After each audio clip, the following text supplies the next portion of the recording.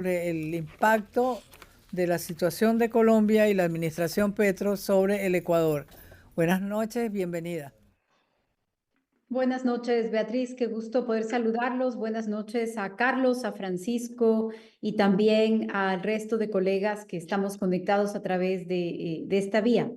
Gracias por poder charlar sobre los impactos o las consecuencias que tiene sobre el Ecuador lo que está sucediendo ahora mismo en Colombia. Esto me parece muy interesante, muy importante, muy pertinente. Ustedes han visto en los últimos meses cómo el Ecuador se encuentra en los titulares de las noticias, lamentablemente con temas asociados a un estallido y a una escalada de violencia criminal en el país que no tiene precedente en el Ecuador, pero yo me atrevería a decir que no tiene precedente en la región. El Ecuador ha pasado en los últimos 3 años de una tasa de homicidios de 5, 6 por cada 100.000 habitantes a una tasa de homicidios de 46 por cada 100.000 habitantes. Es una crisis, una escalada de violencia criminal con una velocidad, una profundidad que realmente no se ha visto antes en ninguno de nuestros países. Y por ahí quiero empezar porque quisiera referirme a la conexión entre estos datos y lo que está sucediendo también en Colombia. Por supuesto, hay una serie de factores adicionales, sería necio no reconocerlo, pero el impacto de lo que sucede en Colombia tiene una relación directa con lo que ahora mismo está pasando en el Ecuador. Así como sucedió hace algunos años con la desmovilización de las FARC, los procesos que están relacionados a estos cambios en la dinámica criminal en Colombia tienen un impacto directo en el Ecuador. Decía, sucedió hace años con la desmovilización de las FARC y hoy ha sido muchísimo más grave con el fallido proceso, con el fallido proyecto de paz total del presidente Petro. Este proyecto, y ustedes lo conocen mejor que yo, este proyecto hablaba de tratar o de intentar una pacificación o un abandono de las armas de más de 20 grupos criminales en Colombia.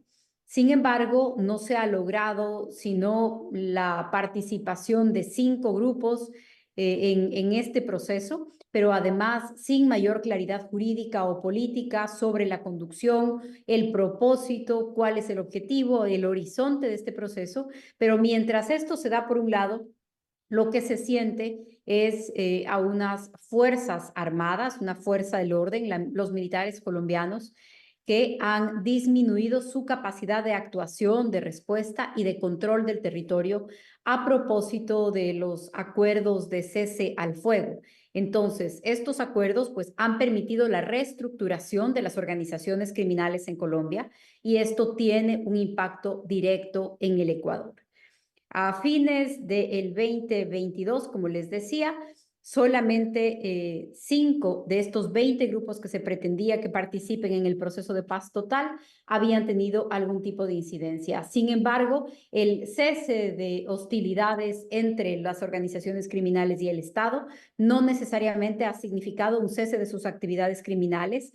Hay estudios que ya hablan de la diversificación de estas actividades criminales que se han trasladado en algunos casos de regreso a los secuestros y en muchos casos a las extorsiones a sectores comunes de la población, a familias, y estas extorsiones, este cobro permanente de extorsiones se ha convertido en el mecanismo de financiamiento permanente de las organizaciones criminales.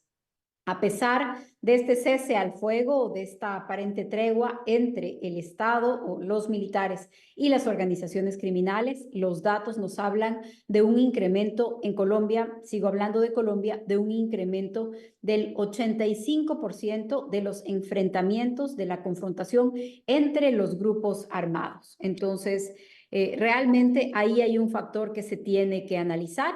A mí me gustaría añadir también el que Colombia ha batido sus máximos históricos de hectáreas sembradas de coca y la mayor parte de estas hectáreas sembradas de coca se encuentran en la frontera con Ecuador. Tanto en la zona de Esmeraldas como en la zona de Sucumbíos, se calcula que están más del 60% de las hectáreas sembradas de coca de Colombia.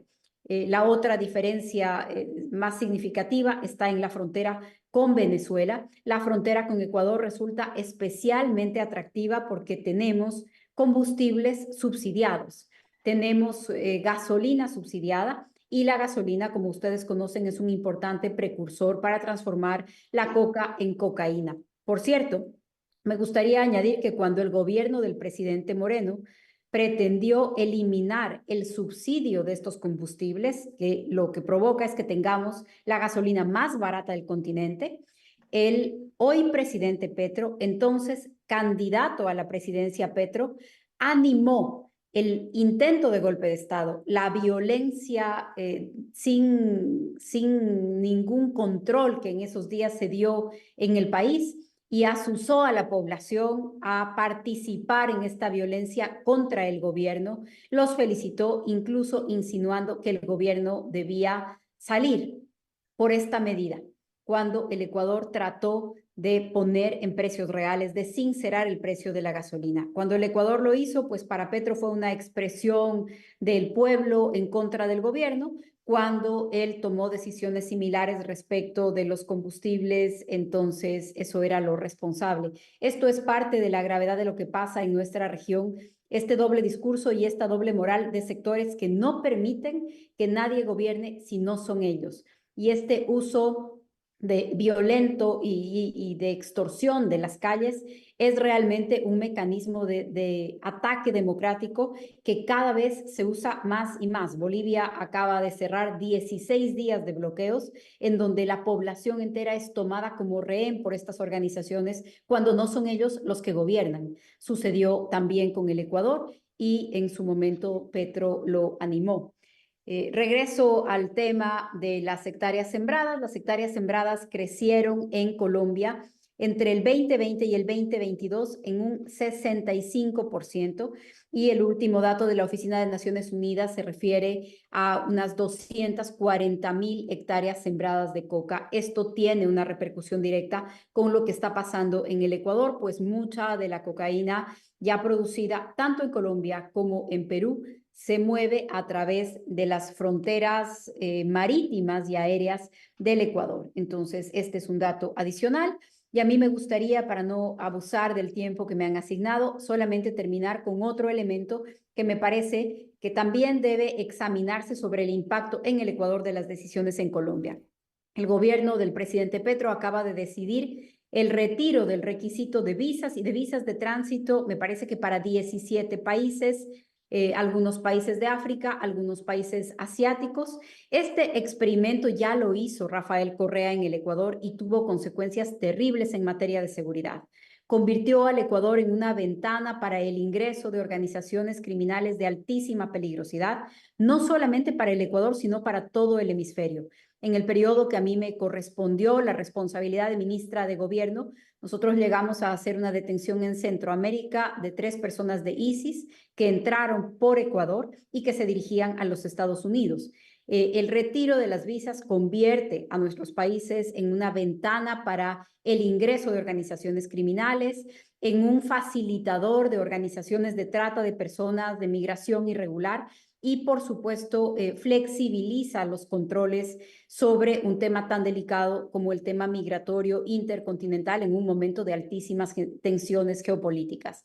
Esta decisión tomada en el Ecuador por Rafael Correa fue revertida en los gobiernos posteriores, fue revertida en el gobierno del presidente Moreno, en el gobierno anterior, y se han seguido examinando nuevos requisitos para nuevos países, a pesar de este doloroso aprendizaje que en el Ecuador implicó inclusive la instalación del cartel de los Balcanes en nuestro país. A pesar de esta terrible experiencia, pues el país vecino no parece haberla asimilado y vemos al presidente Petro liberando de estos requisitos a un número significativo de países como una de las últimas decisiones. He querido enfocarme en estos elementos para hablar de cómo hoy la grave crisis del Ecuador también tiene relación con actos y omisiones del gobierno colombiano. Muchísimas